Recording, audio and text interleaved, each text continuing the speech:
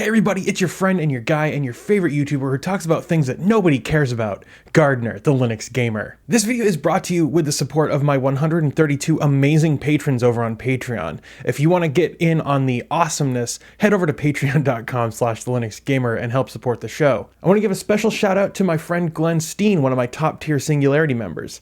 Glenn, I am truly grateful for your support. I've got some lights set up now. I got some LED going on. I feel like my setup looks pretty good now. I got some lights for the inside of my PC case. I think it looks really nice. And I like the color scheme kind of matching the background images. So let me know what you think about that down in the comments, because I'm pretty stoked about how it looks. So we're doing an AMA right now because, you know what, I've never done an AMA before. I've answered your questions before, but I've never done it in an AMA format. And I'm going to try to answer just about every question you guys left. There are one or two that I'm just not going to answer because people were asking me, like, what town do you live in? And I'm not going to tell you.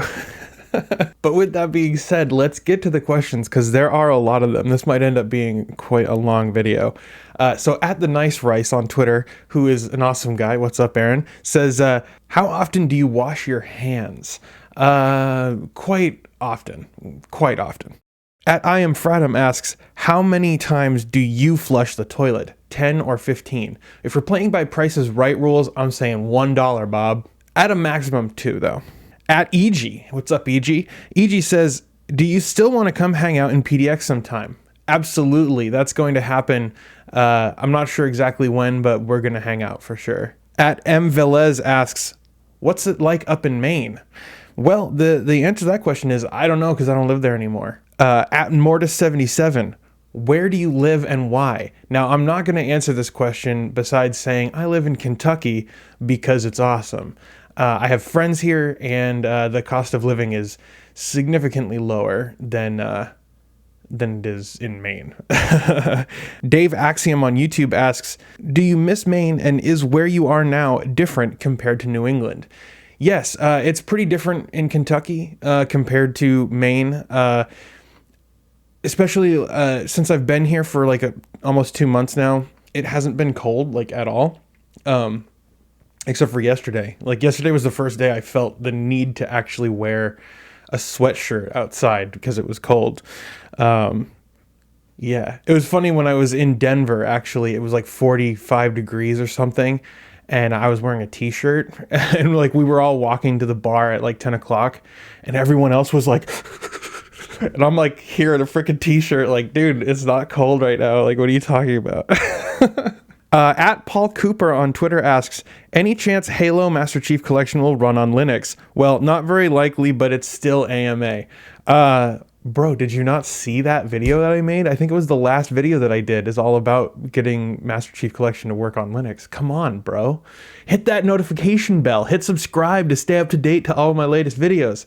And if YouTube's not showing you my videos, which it seems like it's not, go over to LBRY, lbry.tv/@thelinuxgamer. You can also download the native app. At Wes Croc asks, I pretty much only play AAA games on PC, but I love Linux and hate Wine. Stuck on Windows? No. So the thing that I always disliked about Wine was how much of a chore it was to actually get it set up and working, and you have to tweak all these different settings to get games running optimally. Proton is amazing. Proton is built right into Steam. There's no need for you to do any like configuration beyond like some minimal configuration for some games. Most games just work, no problem. I would recommend downloading Steam for Linux and giving it a try. Just enable Steam Play for all titles in your library, and you should be good to go for most of the games. And if you have trouble, check out protondb.com. At Torbuntu on Twitter asks, would you ever do a video series on game development? I haven't done game development on the channel before, but I have hosted the Linux Game Jam, which is coming up in, I think it's March of 2020. And we talk about game development tools. And yeah, I think Linux Game Jam is pretty cool, but I have thought about doing like game development videos. I haven't done much personally, like myself. I've been wanting to do some game dev with Raven, the co-host of my podcast, but we haven't sat down and actually done it yet. At Jesker Hawk asks, when is your first video on the Valve Index VR gaming running on Linux desktop dropping? I am super excited to see this.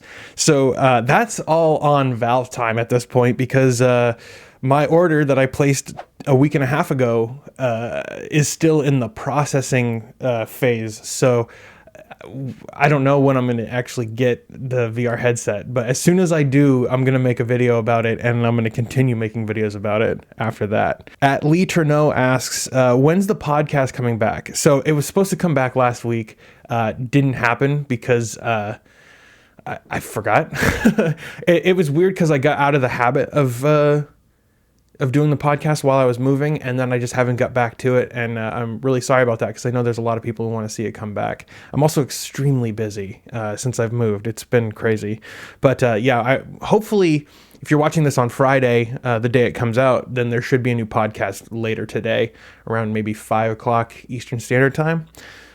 No promises. At Simon Seska says, what do you think about Microsoft Teams coming to Linux? Do you think that soon we will see a full Microsoft Office suite on Linux? I mean, I think that Office 365 we might see on Linux, but that's basically an Electron app at this point, so probably. I mean, there's a reason that Edge, Chromium-based Edge is coming to Linux, and it's because Microsoft sees more value in the cloud than it does in desktop computers. And so I think that that's why they are abandoning Windows 10. And I think that's why that they are supporting Linux now, because they see the value in supporting multiple operating systems, because operating systems are passe to them at this point. At Real Ryan asks, what do you think about Epic giving Lutris the $25,000 mega grant? Good guy, Epic. I think that this is the second time they've actually done that, I believe. It might have been a different amount the last time they did it, but they have done this before. And I think that that's really cool, because Epic... Tim Sweeney has always been opposed to Microsoft. Tim Sweeney has always disliked Microsoft. And so I think that...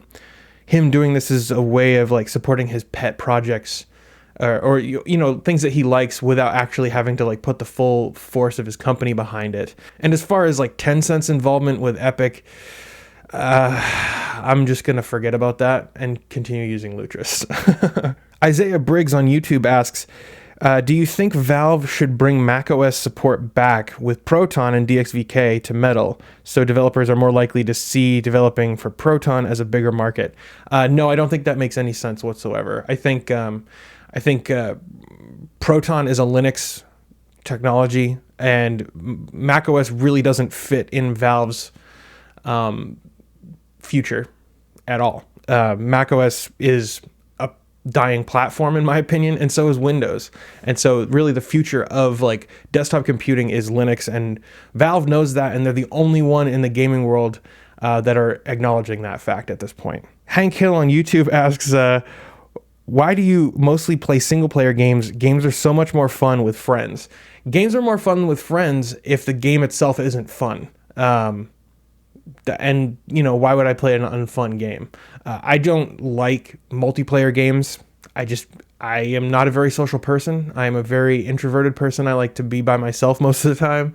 And so when I'm gaming, which is about the most insular thing that I do, I don't want to be around other people. The only thing that which sounds awful, right? But the only time that I like playing multiplayer games is for local multiplayer, when we're playing Smash Bros and he knocks me off the map and I get to punch him in retaliation.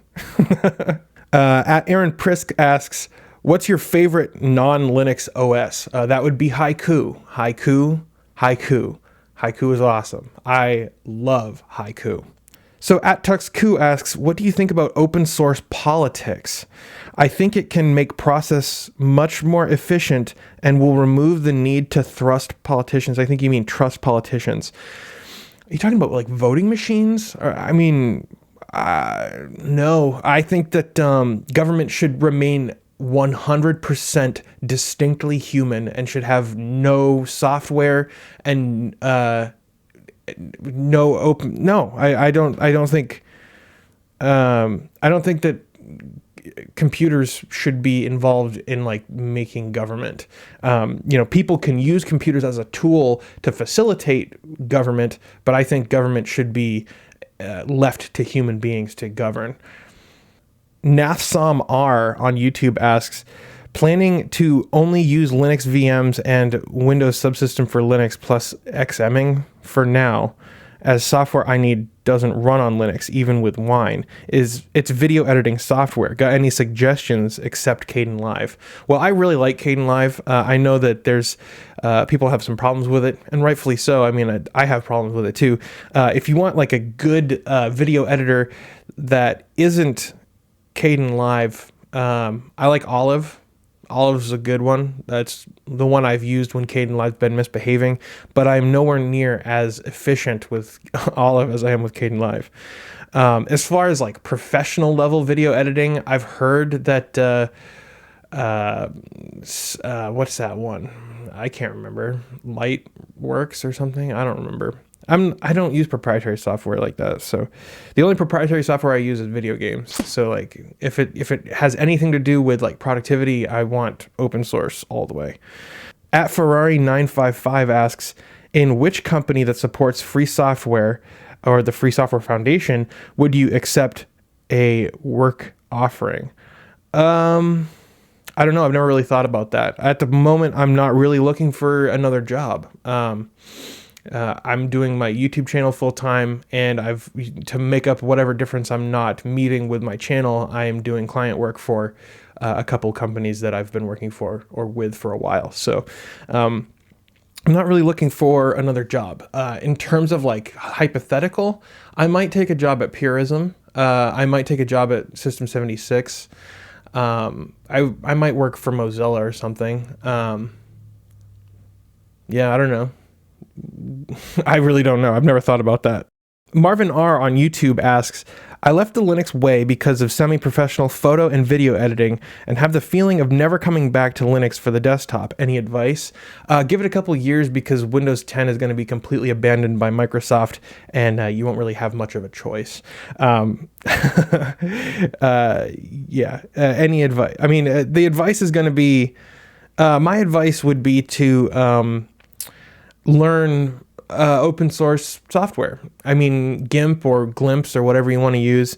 It's really powerful stuff. Krita is more at feature parity with Photoshop, at least the older versions of Photoshop that I've used, like CS2 or whatever. But I have absolutely no patience for proprietary software. So I took it upon myself a long time ago to learn how to use GIMP effectively, where I was a Photoshop user for the longest time.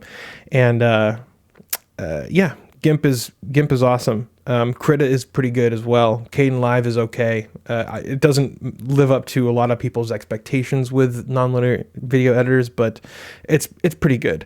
And Olive is good as well. English Tutor asks, how hard is it to get a fully Foss PC? Kernel to firmware, no black boxes where you have no choice, no any computers. Not off the top of my head. I know that there are people who are striving for it. Purism and System 76 are both striving to remediate proprietary blobs in firmware. I mean, I don't know of any off the top of my head. And to be honest, I'm not the kind of Foss nerd who needs to have literally every piece of software, every piece of firmware open source. It's nice and it gives me peace of mind, but at the end of the day, I just need to get my work done. And so that's not like the number one priority for me in terms of Foss software. There are security problems with that, and that's one of the reasons that I have ordered the Libra 5, because they've talked about wanting to get it completely open source. But even the Libra 5 is going to have some binary blobs when it first launches, so we'll see. Babbler49, Emacs or Neo Vim? Nano. Luke Boober asks, do you do any Foss development on your own? Yeah, this this thing that I did here, I released as free software on my GitLab. You can check it out. Though I'll put a link in the description if I can remember to do that. This ties right into the Patreon API. It's written in PHP and CSS and JavaScript. And the end screen to my video too is done in, both of those are available on my GitLab. Nathaniel Dennell asks, thoughts on GNU Herd and GUIX SD? GNU Herd? GUIX SD? Never heard of it. What's your opinion on tiling window managers like i3? I never used it. Tiling window managers are a cool idea, but I need a little bit more style and panache. What's your favorite package manager? Well, I use Manjaro, so I like Pacman, I guess, or Pamac, or I don't know. Package managers, I mean, whatever. I'm kind of whatever about package managers. I'm more interested in what's actually available in the repository, and that's why I use Manjaro, because it's got pretty much anything you could ever want in the repository. Can you explain to me the difference between the PinePhone and the Libra 5, particularly the differences in approach to the OS? Yeah, it's pretty simple. The PinePhone doesn't come with an operating system on it whatsoever. It's up to you to install an operating system, and the Libra 5 has PureOS on it, which is custom tailored to the hardware. It would be an oversimplification, but I think it's an apt one. The Libra 5 is closer to like an Apple device, where the hardware and the software are developed in tandem to work perfectly together, and the PinePhone is kind of off-the-shelf components that are mixed and matched like an Android device, and the software comes from whoever. I think the Libra 5 is going to be the better device, not just because of the quality of the hardware, the build quality, not just because of the open source nature, but because the software was specifically written exactly for that device and optimized for it. At Jolkip asks, what phone would you get if the Libra 5 wasn't a thing? PinePhone? Fairphone? I might get a PinePhone if the Libra 5 wasn't a thing. I would at least get a PinePhone just to play around with it, because it's only like $100 or whatever. Yeah, and then Seth Henderson asks, how do you feel about Pine in general? I've been pretty vocal about the Libra 5, but you don't think you've heard anything about it from me. So yeah, I mean, the thing is, like, the Pine stuff seems cool to me, but like, I'm way more interested in Libra 5. Like, the PinePhone and that kind of stuff seems like it's meant for people who like to tweak and hack and blah, blah, blah. I'm not that kind of person. I want a device that when I get it, just works exactly as I want it to out of the box. That's what I want. And that's what I anticipate the Libra 5 is going to be when it's done.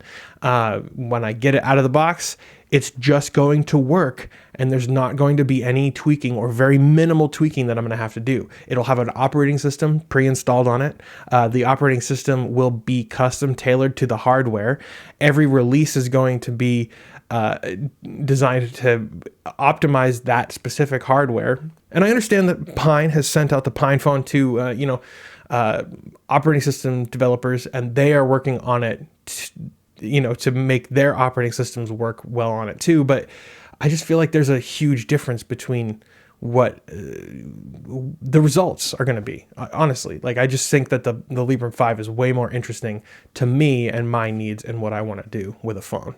Azrael asks, what do you think about the Libra 5 USA edition? So I'll be completely honest about this. I talked with the acting marketing director over at Purism, and I told him straight up, I said, it's not a good look. So the thing is, I don't feel like they really conveyed the value of what the Libra 5 USA is. And it's also caused a lot of confusion where people, I have the Libra 5. This is a Libra 5 Birch right here. I have this phone. This is a nice freaking phone. It's like, the build quality feels even better than the build quality on that phone feels even better than what I got my hands on earlier in the year. I posted on Twitter a picture of that, and a couple of people were like, rip $2,000, press F to pay respects to the $2,000 you paid for it. I didn't pay $2,000. I paid like $600 2 years ago to do research and development to get that thing made, right? I didn't pay $2,000, but because I feel like their messaging was just off. Like they didn't hit the mark with their messaging on what the Librem 5 USA was and how it was different from the normal Librem 5. And because of that, like people think that they have raised the price of the regular Librem 5 to $2,000, which would be insane for them to do. And anyone who thinks that must think that that Purism are just like mustache twirling villains. I mean, come on, guys, be reasonable about this. But at the same time, I really think that they missed the mark with the messaging on that. And I think that the Librem 5, when I heard about that, before I heard about the price, I was like, how much more do I have to pay to get that? Because I don't trust China. I don't trust Chinese manufacturing. I don't trust the Chinese government. And so the idea of having a phone that was manufactured in the United States meant a lot to me. Like I would like willingly shell out $300 more to get a Librem 5 that was manufactured in the United States, because I'm just that paranoid, if you want to think about it that way. But honestly, I thought that it was a great idea. And then I saw the price and I'm like, well, that's not for me. I'll stick with my Chinese version, please. You know, and honestly, I think that it's a great idea. I really want a Librem 5 USA, but for that increased price, I can't afford it, and I don't think many normal consumers can. And I honestly don't think that it's meant for your average consumer. This is not. This is meant for like corporations and government officials who need to have a verifiable supply chain. So it's not for me. It's too expensive. That was the longest answer that I've given so far. At Mario Grip asks, have you tried Ubuntu Touch or by UbiPorts, and would you try it again? No, I haven't tried it. I don't know if I ever will, because I don't like to tweak things. I wanted to try it. I wanted to get like a Google Nexus or whatever back when you could install it on a Nexus phone, but I never got around to it. I never got one of those phones actually, so never got to try it. And I might tweak around with it on my Librem 5, but that really doesn't sound like me. And I'll probably never try Postmarket OS or any of the other ones, because I really don't care about that. I want a phone that just works out of the box. Isaiah Briggs on YouTube asks, do you ever think we'll get a mainstream phone with hardware kill switches? No. And I say that because in order to do that, the OEM components that come from, you know, the chip manufacturers, like, you know, your logic board and stuff, would have to be completely re-engineered by whatever company, like let's say Samsung or whatever, in order to allow the hardware kill switch to actually work the way you would want it to. You might get hardware switches that control software that turn off the baseband, but, you know, could be reactivated even if the switch said it was off. But I don't think you'll ever see like the real implementation of hardware kill switches in an Android or iOS device. You might see it in an iOS device, maybe, but I really doubt that. It would increase the cost. They would cut into their margins. I really don't think they would happen. Jacob H asks, what's your favorite color? My favorite color is probably purple. I love purple. Pink is also really cool. Buckeye Red 80 asks, I switched over to macOS but still enjoy your videos and still love Linux. Do you love or hate macOS users? You know, that's a good question. I think that macOS is better than Windows, so I'll give you a high five. But macOS users are also kind of elitist from what I've seen, or at least the stereotypical Mac user is. So don't be an elitist, and I'll give you a high five. ScratchOS asks, have you ever watched Tron Legacy and did you like it? Yes and no. Andrew Apadye says, I feel that no matter how hard we try to stay private, it is impossible. So shouldn't we just embrace this new era and go with the flow? What is the worst they can do with our data rather than show us personalized ads catered to our tastes? Have you ever seen Minority Report? That's not a joke. Like, have you ever seen Minority Report?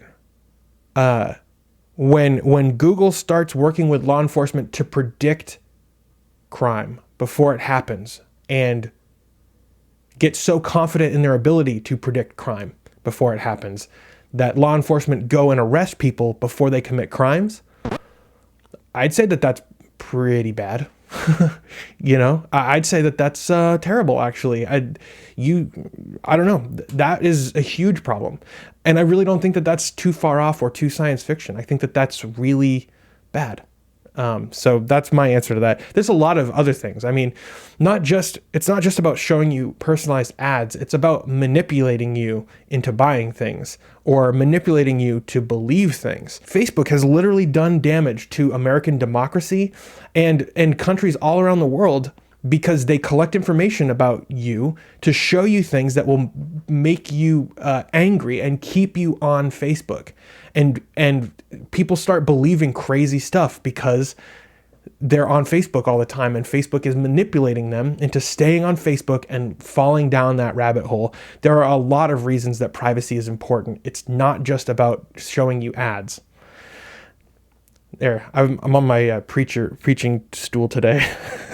At Sudkin1 asks, has anyone ever been so far as decided to do what look more like?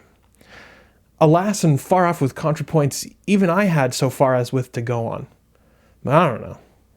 The Linux Guru asks, what's the answer to life, the universe, and everything? People usually say 42, but I thought it was -10. At Anonymous asks, does or doesn't P equal NP? Well, I would say that it depends on how much P you have. At VG Burnsy asks, what, if any, TV, movies, or books inspire you? I'm a big fan of Star Trek. Star Trek is like one of my #1 things that I love in this world. Star Trek has taught me just about everything that I needed to know about being a good and moral and decent and virtuous human being. And so because of that, I would say Star Trek has inspired me. This is the best Star Trek movie ever made. Fight me. And my favorite Star Trek series is probably Deep Space Nine, followed closely by the Orville. Also, I love Adventure Time. Adventure Time is amazing. At Jabberwock81 asks, who shot first? Han, obviously. And Comma on YouTube asks, anything? Yeah. All right, well, I think that's going to do it for this video. If you have a question you want me to answer, leave it in the comments below, and I might get to it in my next AMA. I had fun with this. I've recorded for 45 minutes. Holy cow. So yeah, this was a lot of fun. If you believe in the work that I do, you can support this show with a monthly contribution over on Patreon. There's a link down below. Patreon is the best way to support this show. You're directly supporting my work by doing that. You can also head over to humble.com. I have an affiliate code, which there's a link in the description as well for that. Humble's pretty cool. But yeah, no matter what you do, whether you hit that like button or share this video with your friends, don't forget to subscribe to see more from me, Gardiner. I'll see you later.